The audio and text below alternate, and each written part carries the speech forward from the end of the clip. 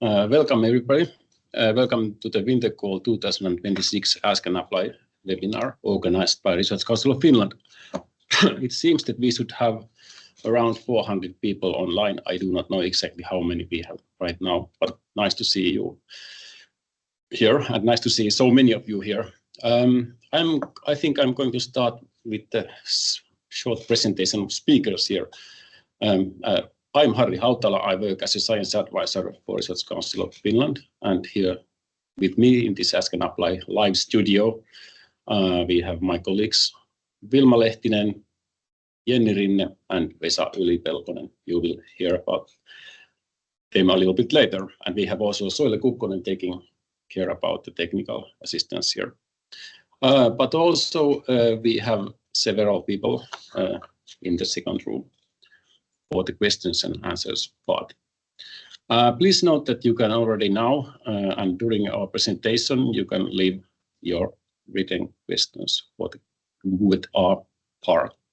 But for the beginning, we have here a small questionnaire where we would like you to give answers. So we are simply asking what you are, from which funding form you are applying from. So you can answer to this question during the presentation, but you can answer also to it right now. You can see it right now here. Okay, right. All right. I will then continue on the next slide.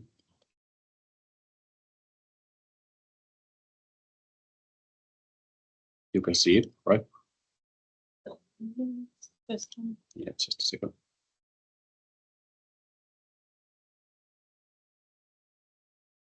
Okay, is it there, right? The first slide. Yeah, right. Okay. Then take it. Yeah, then some general things here.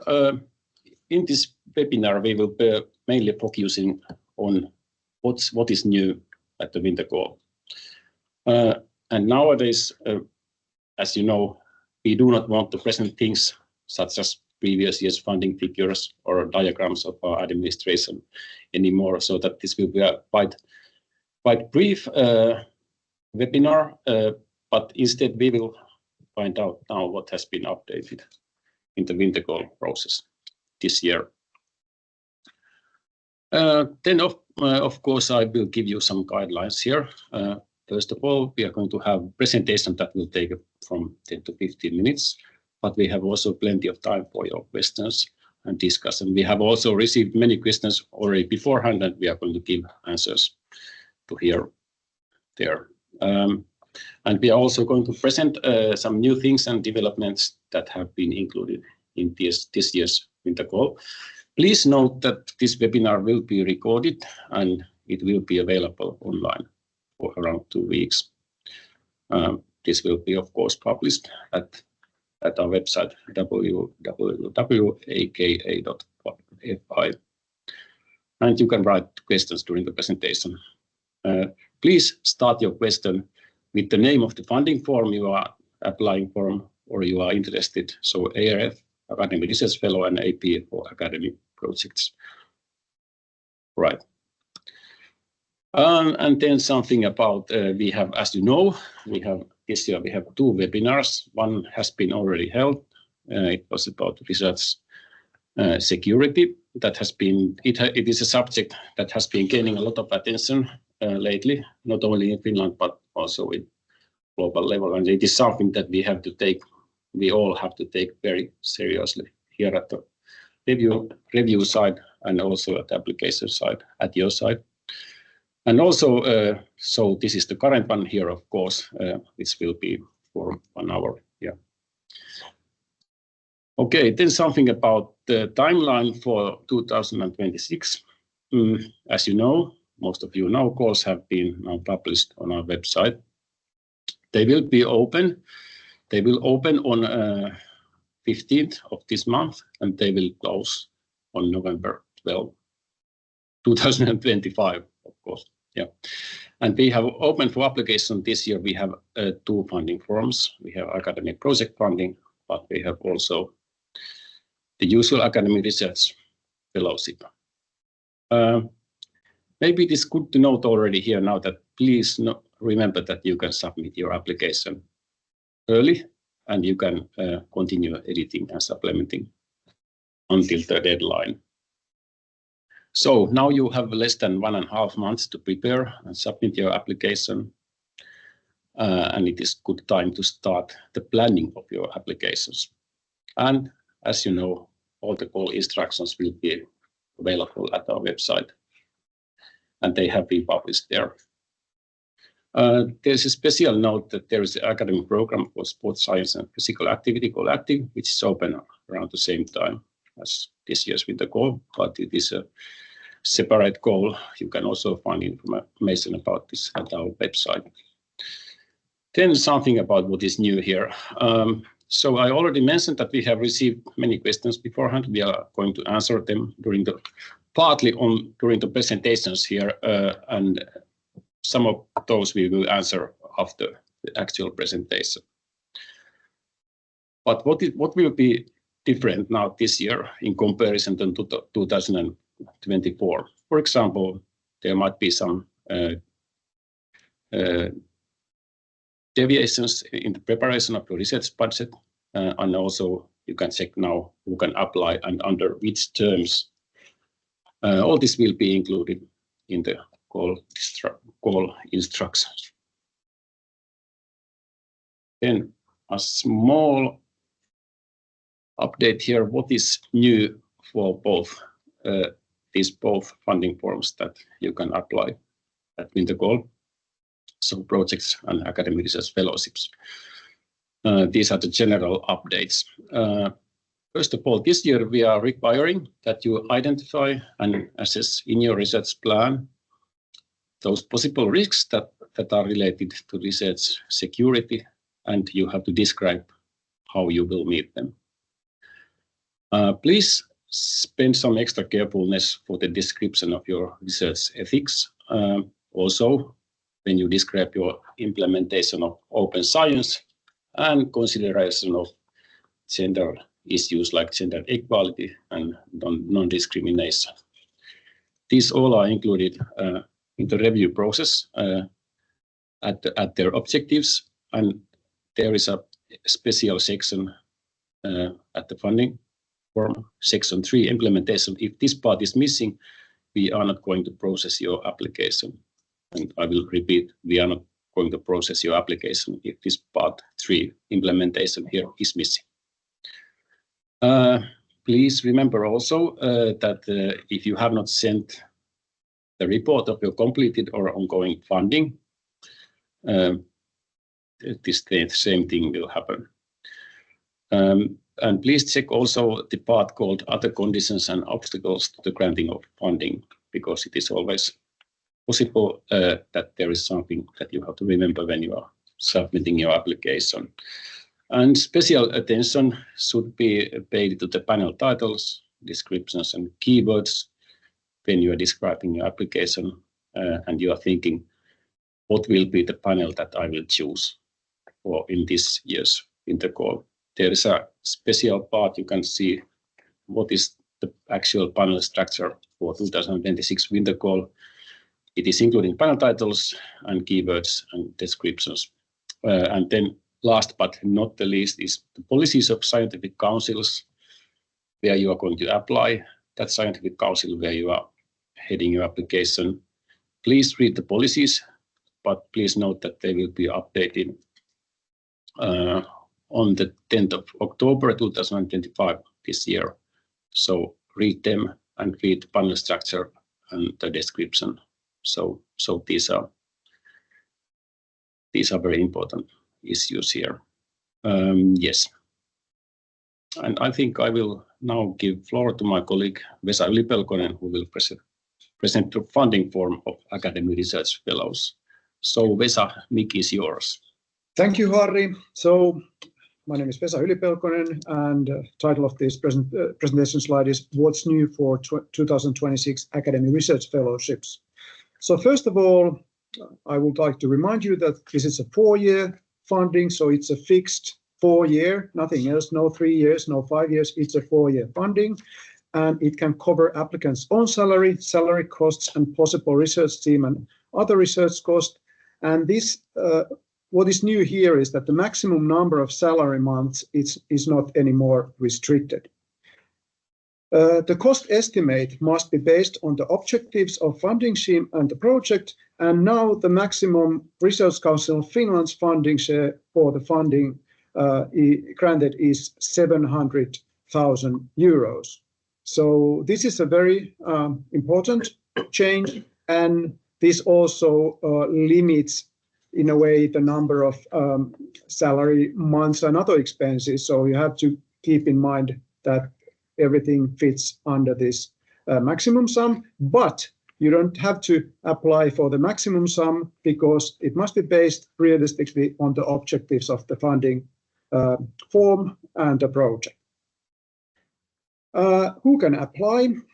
Applicants' first doctoral degree must be within 2 to 7 years of the start of the calendar year closest to the application deadline. And the idea here is that in the next winter course, we will move on the time line so that it's always a calendar year we are looking at. So here, exception in this 2026 winter core is that the applicant's first doctoral degree certificate can be dated from January 2019 to the end of January 2024. So it's in a way 1 month extra. So this is the exception this time. And for the details of the Academy Research Fellow call, please see the call announcement. Please read it very carefully. Okay, thank you, Vesa. And we are going to probably have some ARF questions already now, but we are going to have them also afterwards probably. So we will see more of that. Now I will give floor to my colleague next to me, Jenny Rinne, who will present the funding form of academic project and the main things. Jenny, please. Thank you. Hello, everybody. My name is Jenny Rinne, and I'm going to just briefly discuss in these 2 slides what's new for academic projects in the winter call. So on this slide, I'm going to explain and tell that there will be a change in the ongoing funding, meaning that there will be restrictions in the sense that funding cannot be granted if there is an ongoing funding. So meaning that there is a funding period that overlaps if you're an applicant or for Academy Research Fellow, if you are a PI or co-PI for Center of Excellence, or if you're a co-PI for an academic project. And for this, we want to see and enable funding to be distributed in a wider manner, and then in this sense also support scientific renewal. There are exceptions to this new thing here, that if your funding period has been extended until the end of 2026 or the 31st of December 26, it is okay. And also, if your funding period has been extended to these legal, family, non-military or health reasons beyond 1st of January 27, it is okay to apply in this winter call. And then also a note that if in a consortium academy project, it needs to be noted that the extension to the funding period applies only to that particular consortium partners and not the whole consortium. Now we can move on to the next slide, please. Okay, the second change that concerns the academic project is the salary of the PI. As usual and as previously, the salary of the PI needs to be justified, And now the change is that it can be applied in a 4-year project for 6 months in total. And this includes the project management part, the doctoral thesis supervision, and the PI's own research work. So in a 4-year project, that would be 6 months, and then in 2.5 months per year. And then in a smaller bullet, there's the technical instructions that in the online service, when you go to the principal investigator category in the salary section, you choose this principal investigator, so not the other that might be available there. So the change in a sense makes the allocation of the PI salary time more flexible. Yes. So those were the main points for academic projects. Okay, then we are going to share some best practices here, because these are things that please listen to us now if you have not listened carefully enough right now until now. We are going to give here some well-meaning advices and best practices. Please, when you are starting with the planning of your application, and especially during next spring, if you are so lucky that your application will be funded, you hear something that you are going to be very lucky here. Please note that the topic and the public description of your research will be published at research.fi website if you will be funded.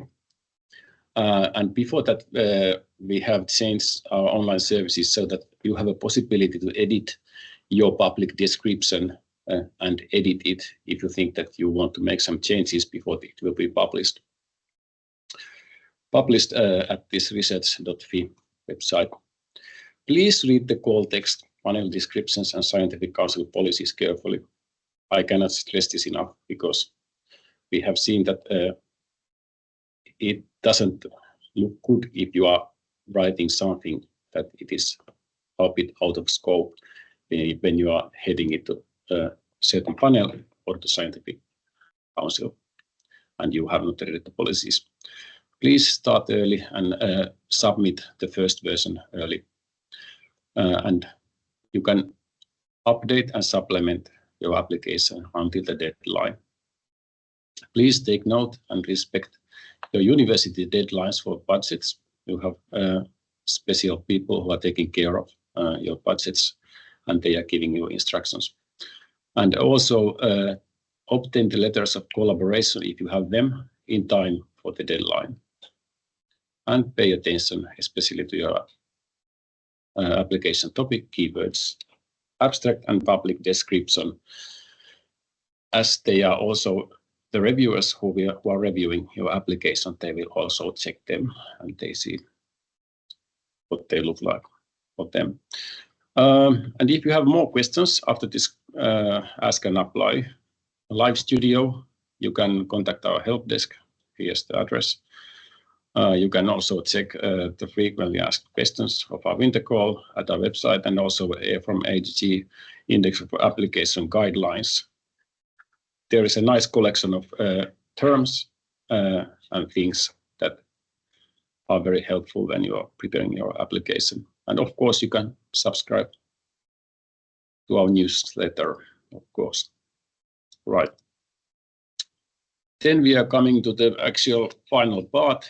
And now we are going to take a look at some questions that you have sent us beforehand, and we have chosen basically the most important ones here, which concern most of the people who are applying here.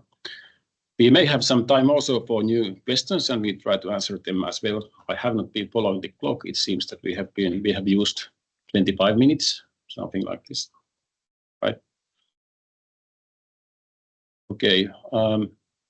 You can see the first question, right? Yeah. There is a question about academic age. How does the Research Council define or assess early career researcher? Are research fellows generally of a certain age, or can they also be people who have started research work later in life, or young people? Given preference to this difficult question, I will ask Vesa to answer. Thank you, Harri. So in the context of academic research fellowships call, the early career researcher is a person who has completed their first doctoral degree within from 2 to 7 years at the time of the application deadline.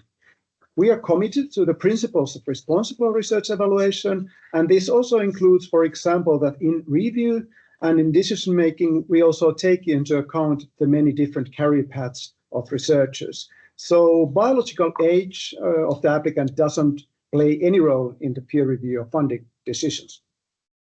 Okay, thank you, Vesa. This was a very good question. I do not know whether this was a compilation of questions, but anyhow, this some really important points here. Then it's again, Vesa, for ARF minimum duration. The duration of the fellowship is 4 years.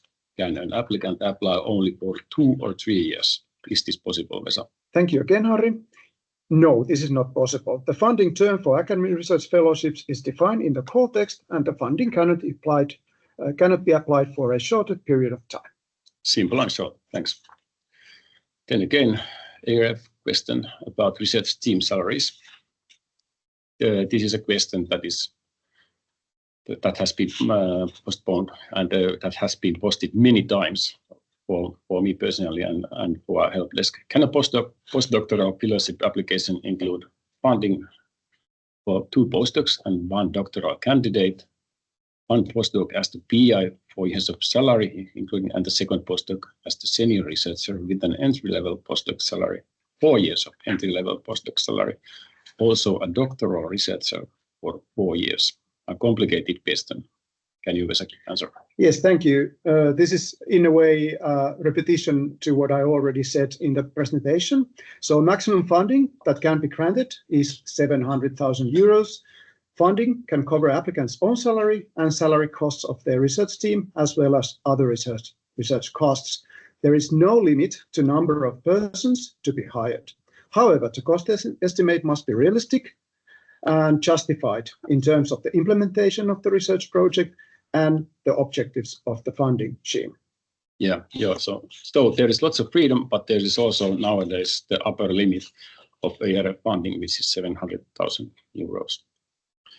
Then we will go, we need Jenny's help here. We have a question about merits of AP consortium leaders. In a consortium project, do the sub-projects PIs also need to be merited PhDs? Is it so? Thank you for this question. So the same eligibility criteria, they apply to the PIs, all the PIs in the consortium project, as well as the co-PIs. So the formal qualification requirements is a doctoral degree, but in order to succeed in the review and convince the reviewers, the applicant must have, in addition to the doctoral degree, to have other significant scientific merits. So the review panel will assess the responsible leaders' abilities to lead their own research team. So this then applies to the academic project PI as well as the co-PIs of the project. Okay, thanks. Short question, long answer. Then collaboration letters. How many collaboration letters can be included, and how are they expected to be added in SARA system? I can take that. Okay. For Jenny. Okay. Okay. Yeah, hey, thanks for the important question about the collaboration letters. So there is no limit to the number of the letters. You can include free-form letters of collaboration from national or international collaborators if they are relevant for the implementation of the project. If I may point a few notes here as well. So please attach or do attach letters of collaboration to your application before the deadline. We know that your collaborators may have some delays, that you receive them late, but ask them early so that you can get the collaborations before the call deadline, and you may attach them before the call closes to your application. Yeah, the collaboration letters, they are public documents. They may not contain any secret information. And about the question, how do I attach them in the SARA system? Attach them in a PDF format there in the SARA system, online to your application. If you have several letters of collaboration, if you're that lucky, you can scan them into a single PDF file. And there is, like Harry already mentioned, the A to Z index of application guidelines on our website. You can find them from the menu if you look for research funding and apply for funding. From the top menu, there is the A to Z index. There is a detailed instructions for having the letters of collaboration and how to attach them. And please remember that any kind of like recommendation letters are not allowed. So it's just like a intentions of collaboration and describing that. Thanks. Yeah, thanks. Yeah, maybe just to add that if there are real collaboration letters, please remember that the reviewers are also reading them, so that if there is just some nice words that yeah, this is a good researcher, I will really support him or her, so they can notice it quite easily here. Right. Then we have important questions about mobility here. Should projects include mobility? Does it have to be agreed? And should we have an invitation letter ready, even if the mobility would late in the project timetable years from now? And how much weight do you place on mobility in applications? Is it possible to demonstrate and build international networks through other means like short visits or co-authorships if primary reasons don't allow for longer absences? Is it necessary to justify in the application if one doesn't plan to spend months abroad? Many questions. What kind of answer we can expect here? Okay, we'll try to give a short answer by combining both of these questions. Thank you. So the Research Council, we encourage the international research mobility, first and foremost.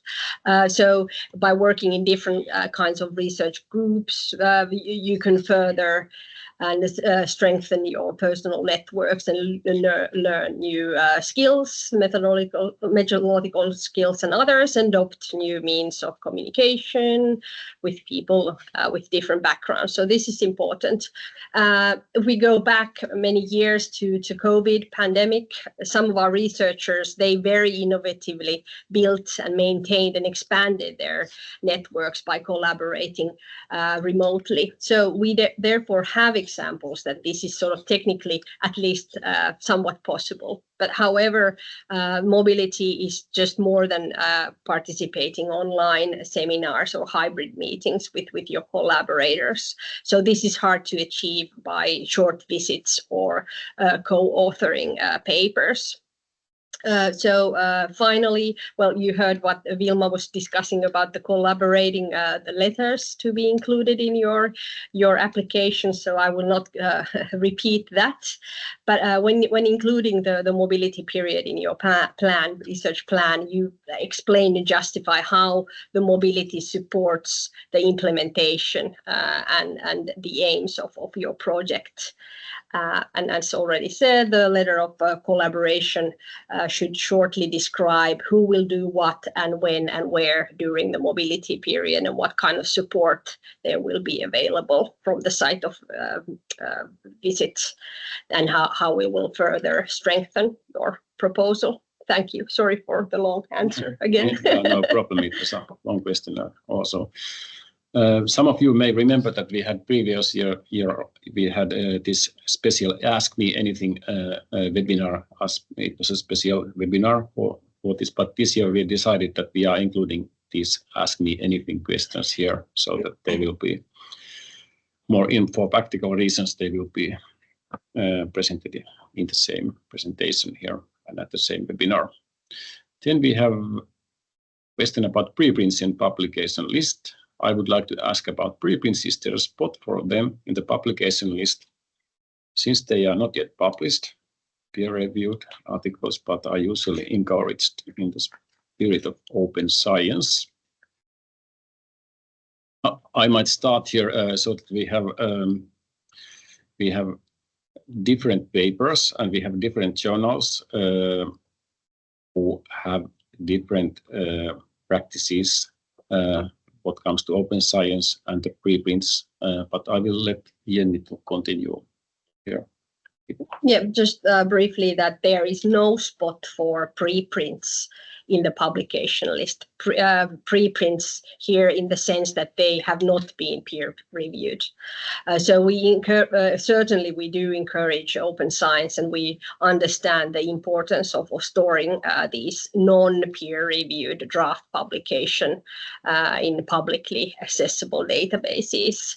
But this may not be added in your publication list. So it should not and cannot and must not include manuscripts that have not been accepted for publications. So the preprints in online archives or distribution services for unpublished preprints should not be included in the list of publications. Yeah, and they do not look good for the reviewers, because reviewers will complain about them. These are just manuscripts.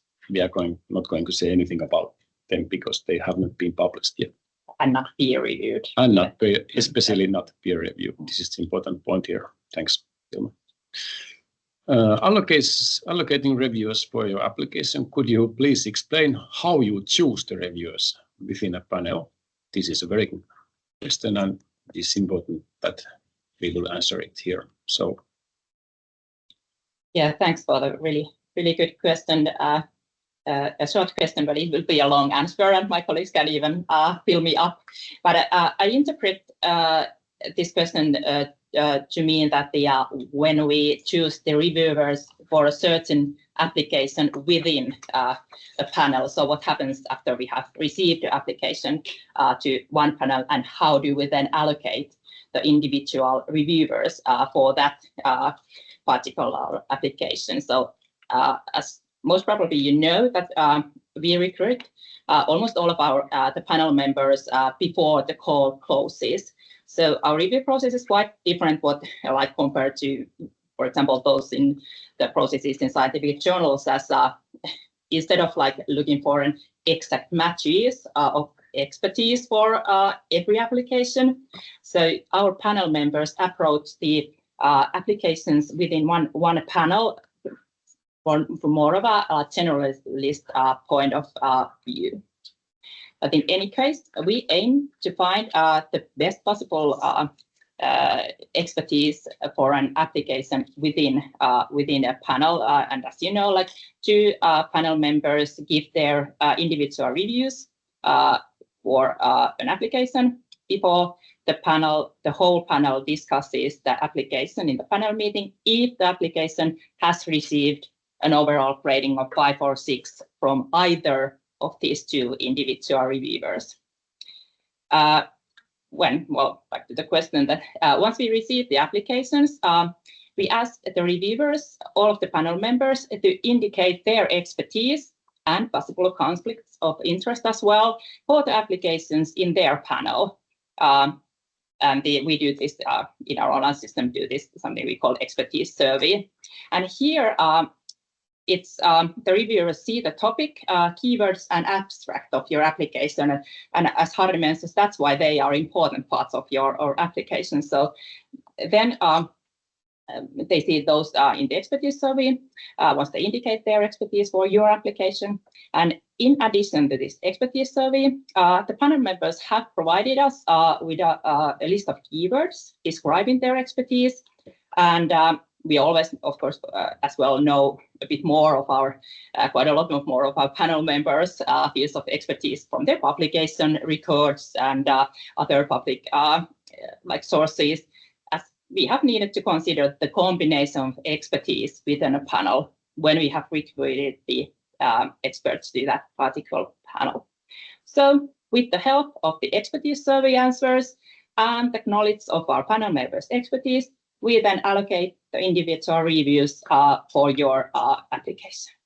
Of course, we also have our own digital text analyzing tools to help us in this. So we analyze the research plan contents, sort of to outline the thematic landscape of the applications and to match it to the reviewer's expertise. But of course, us human officials still are responsible for the allocations. So I hope that clarifies that a bit. So thanks for the question. That's always a nice thing to answer. Thank you, Vilma. It was a short question, but really a long very careful answer here. Yeah, thanks. Hopefully it will help you here. Then we are 5 out of the pre-questions here, and I think we will move to actual questions that we have received during this webinar. It goes now so that I will read first of all the question that is here, and somebody will answer here. First of all, there is a question for academic research fellow funding form. The new budget limit is really limited. In my university, overheads plus salary of the fellow and salary of PhD student is already over 700,000 euros. So there is the upper limit. So there is no more funding for anything. Was it anticipated? All right, and I think Vesa will answer this. Yes. So just a second. Okay, we understand that, of course, that 700,000 euros limit may pose some restrictions on how you can plan your academic research fellowship project activities. However, in previous years, without any funding limits, we have seen a continuous increase in the amounts applied, and this is not sustainable either, as it means fewer and fewer applicants will receive funding. Right. Okay, thanks, Vesa. Then we have received a question about, again, about can I be a PI on a fellowship and a contributor, not PI on a research project? So is there a possibility to be involved in 2 applications at Wintercall 2026? This is either Jenny or Vesa. I can take that. So this is okay, but in case of a positive academic research fellowship funding decision, you cannot get salary from an academic project, but you can still contribute to the project. Yes, this is correct. And of course, it is important here that your role has to be defined very carefully in that another project. Then there's a question about salary of PI at academic project. Can it be used at once as 6 months in a row or only 1.5 months each year? So Jen will answer here. No, there are no restrictions regarding how you spread the PI salary months during the project's funding period. So the only limit is that it's a maximum of 6 months during the 48 months. So this is a 4-year project. Then the 6 months can be also used in one row, but you need to note that the project PI needs to be available for the project management. So it needs the leader throughout the whole project lifetime. So you will need a place at your research site during the whole project so that you can help the people who have been funded for the project. So there is question number 3. Is it? Yeah, on the other hand, about the PI salary, again, Yeah. you take that one. Yeah, is it necessary to apply at least some amount of salary for the PI of the project, or is it possible not to apply for this at all? And does this have to be justified? Yeah, Is it for the project? I think this is a project question. Yeah, I can take it. You can then add in. Yeah, no, definitely, it's not necessary to apply for the PI salary. Then there's more funding left in the budget for other activities. So if the side of research, it covers your time you use for managing the project throughout the whole project life cycle. So you need to justify the salary costs only if you apply for the salary cost to be covered in the budget, and there's a special field in the application for this justification. Okay, research fellow who is number 4 is there. Yeah. I think so. This is a question for Vesa. Are breaks in career taken into account for the eligibility criteria? For example, from 2 to 7 years from PhD complete. Thank you, Harri. So first doctoral degree certificate must be dated between 1st January 2019 and 31st January 2024. Applicants who have completed their doctoral degree longer ago than the period mentioned above can be considered only for special reasons. which are pregnancy or parental leave, childcare leave while caring for a child, biological adopted under 3 years of age, partial childcare leave, military or non-military service, or long-term illness, personal or close relatives, if these reasons have caused a long-term career break. These special reasons will be taken into account for the period following the doctoral degree. And the great eligibility calculator as such. Shall we take the next question? Number 5, Yeah. How does maternity leave affect eligibility for the call and how it is calculated? In Finland, the maternity leave is quite long and quite different than the rest of Europe. So how does this affect the eligibility and what are those documents that are needed for this? I can take that answer. So we have now published an eligibility calculator on our website. We hope this helps. I can't say the exact link there, but you can find it on our website. It's under the, well, if somebody can verify how you can find it easily, how can I say it verbally? But we do not request for documentation proving these absences, but if requested, the applicant must provide them. Okay, this is very helpful because this is a question that we have received for years and years. It is always somebody is asking, Lee, please, would you calculate this for me? Then there is a question number, we have already answered number 2, number 3, and number 4, and also we have to answer number 5 here. Yeah, it is okay. This is academic project, but this is also concerning academic research fellows. Who does the ranking of the proposals this year after they have been evaluated by the panel? We submit the proposal to is the panel or the Research Council had. We have applied to that. Does the ranking? Well, there's a simple answer and Vesa will answer. Yeah. So in winter call, it is always the review panel that ranks the proposals that have received an overall rating 5 or 6 from the panel. The review panel will rate and rank the applications in the panel where the application was submitted to.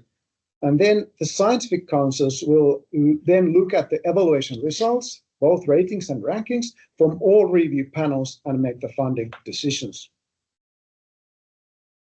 Then we have number 6, just for the confirmation, if earlier Research Council of Finland funding period is ending next year, last of August next year, can applicant be PI in academic project? Yes, so the eligibility criteria can be found in the call text, so please read this carefully. But if an ongoing academic project ends before the 31st of August 2026, and in the exception 31st of December 2026, you are allowed to apply for a new project in this call. About the active clients. Number 7. Yeah, yeah. Can you apply both academic project and the active project? So PI, different projects, of course. Yes, yeah, you may. The active project is not considered an academic project, but it's a thematic funding, so the targeted project. Yeah, please note that this means especially the funding form with the capital letters here, active. Active. And it was mentioned earlier in the slides, I think so. Yeah. Is there a 700,000 maximum apply for project funding as well? No, this is important. So the 700,000 applies only to academic research fellowships. So again, please go and read the criteria for the academic projects in the call texts. So there, the limitation apply that the maximum funding is 600,000 for a 4-year academic project.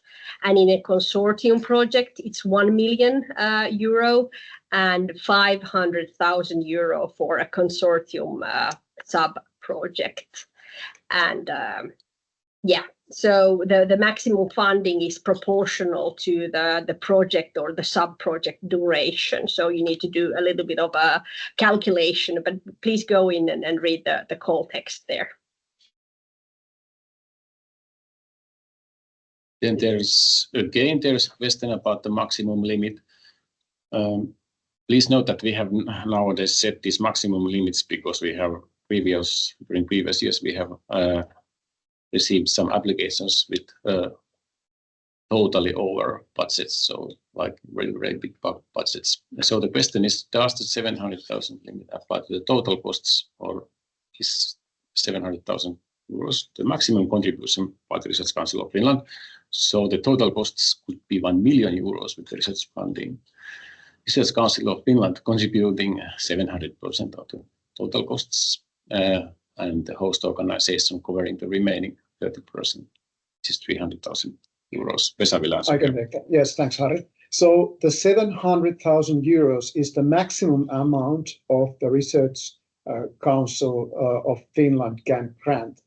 The 30% from the host organization is in addition to that, which means that the total budget of the Academic Research Fellow project can be 1 million euros.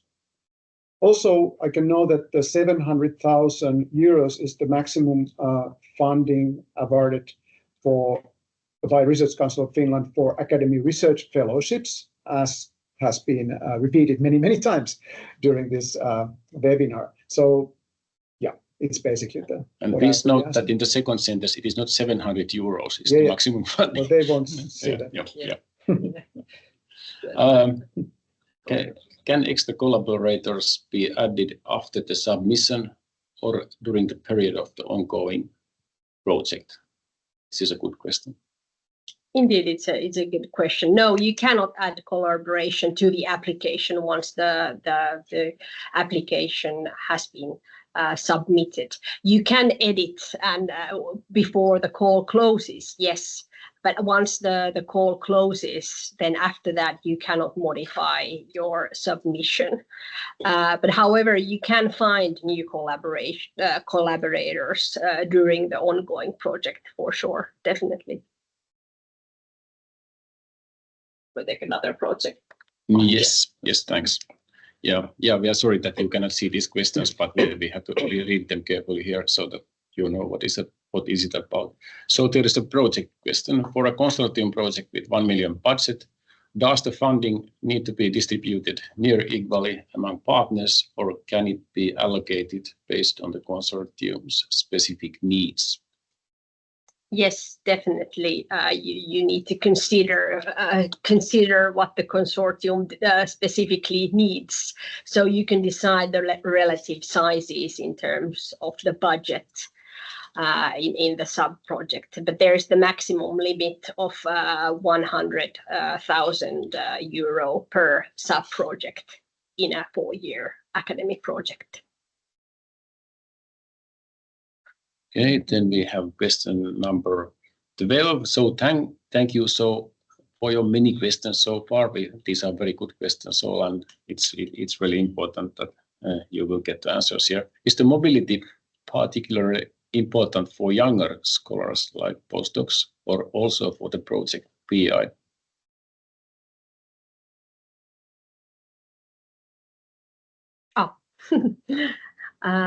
Yeah, so I said earlier, the mobility in general is important, but perhaps particularly important for researchers who are early in their career, for example, postdocs. So mobility both for the research team members and the PIs of the project can be included in the research plan.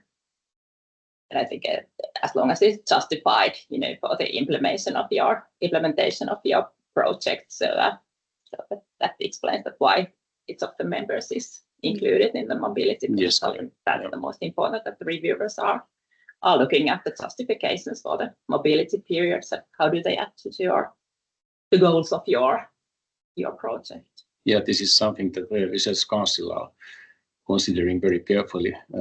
Some research councils are really paying attention to that. Scientific councils. Yeah, sorry. Okay, Harri, please. Then there is number 6. As an academic research fellow with funding ending prior December 31st, 2026, I am able to apply for project funding. This is clear. To be absolutely sure, do I need to prepare a report of some kind about the ongoing project? The person has registered the earlier slide saying that the report on a completed or ongoing funding must be submitted by the set deadline. And Vesa will answer to this. Yeah, thank you, Harri. So if an applicant has an ongoing Research Council of Finland funding for which no final report has yet been submitted, they must fill in a progress report on each unreported funding decision as part of the application. Simple as that. Okay, that was a simple answer. Do we have more questions? There is number 7. Yeah, this is a new one. Is there a maximum number of months for international mobilities for fellowships? And can they be with organisms from outside academia like NOGs, UN-related organisms, etc.? And Vesa will answer to this as well. Yes, so there are no set limits for times or destinations. However, please note that all costs must be justified by the needs of the research plan and or career development of the academic research fellow. Yes, thank you, Vesa. Then there's number 8. In a previous fellowship application round, a reviewer identified as a weakness that as an applicant, I didn't have work package leadership in previously listed project experience. So the question is previously received funding and or work package management are required needed for the fellowship call? Okay, Vesa will answer this. Yes, thank you for the question. So it is not an eligibility criterion, but it is a plus or strength in the applicant's list of merits. Yeah, this is very clear. So then there's a common question about can you break down a bit what it means that now the maximum number of salary months is not restricted? So does this mean that we can allocate 100% to Research Council of Finland funding? Vesa will answer. Yeah, this relates to academic research fellowships, I'm sure. So the answer is that we used to have a restriction on the maximum number of months, salary months that could be included in the cost estimate. And that rule, as has been said already, that rule has now changed. So the cost estimate should be draft based on the objectives of the funding scheme and the project, with the maximum funding granted capped at 700,000 euros. Then there's a question about PhD degree timing. For the PhD degree timing, is the defense date of the date when the degree was awarded, which is stated in the PhD diploma, counted? Vesa will answer. Yes.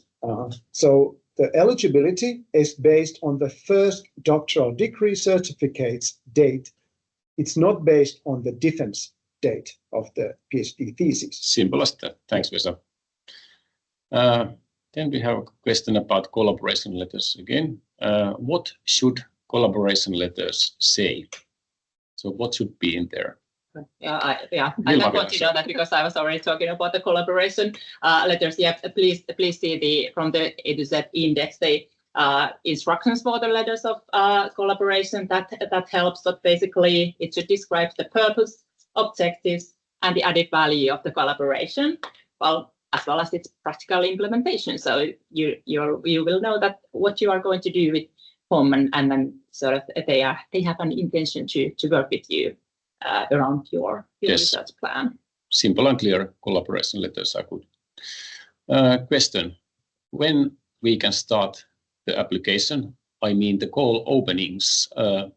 I can answer here. The call will open in our online services, as I said earlier, on 15th of this month. Then there is question number 5 here. I would be great if you could please share this presentation in email, because I joined very late because of time difference. And I can answer here as well. So the presentation and the recording of the webinar will be shared at Aka's page afterwards. So yes, you will find it afterwards. Question again about mobility duration. Is there a maximum limit for the mobility duration? This is a good question, actually. We have seen this many times. Vesa will answer. Yeah.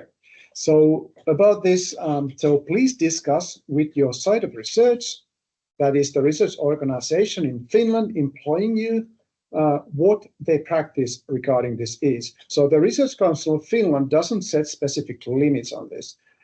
Note please also that the PI of the funding project must have a close connection to with Finland during the whole funding period. And the researchers hired with the funding shall primarily work in Finland. However, during the funding period, they can work for periods of varying lengths at the foreign university, for instance. Okay, there is a question about success rate. Is there any data available for previous year success rate? If we can have any such info, that would be nice. So maybe Vilma will answer.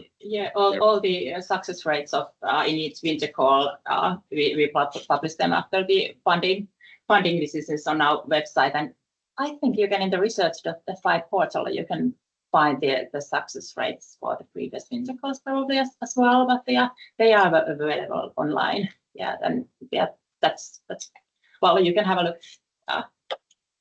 Yeah, they are public information here.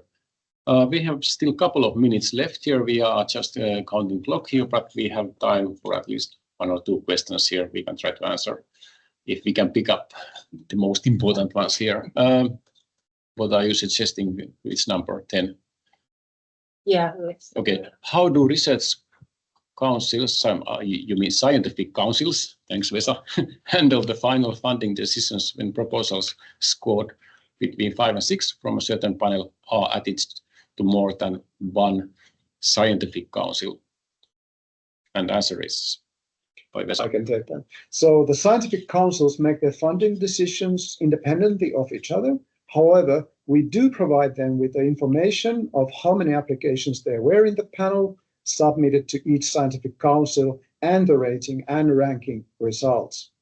So they will consider this information when making the funding decisions.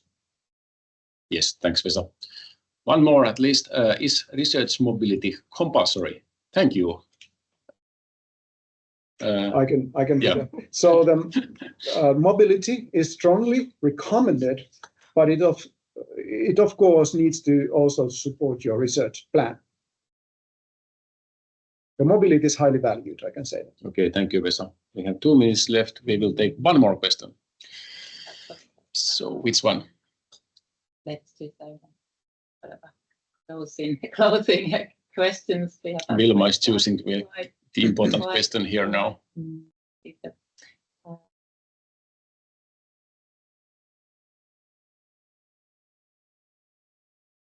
That would wrap up.